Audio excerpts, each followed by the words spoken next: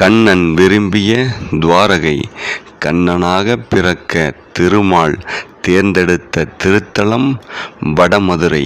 இந்த ஊர் கிருதாயுகத்தில் வாமனரின் ஆசிரமமாகவும் திரேதாயுகத்தில் சத்ருக்கனால் ஆளப்பட்ட இடமாகவும் இருந்தது. கண்ணனுக்கு பல திருப்பெயர்கள் இருப்பினும் மதுரையார் மன்னன் என்னும் பெயர் மிகவும் சிறப்பானது.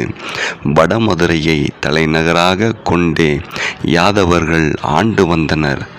வசுதேவர் அயர்ந்திருந்த யசோதைக்கு அருகில் கண்ணனை விட்டு அவள் பெற்றிருந்த பெண் குழந்தையை எடுத்து வந்து கம்சனிடம் கொடுத்தார்.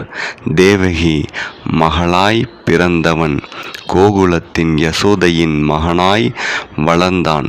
கோகுலத்தின் செல்ல பிள்ளையாகவும்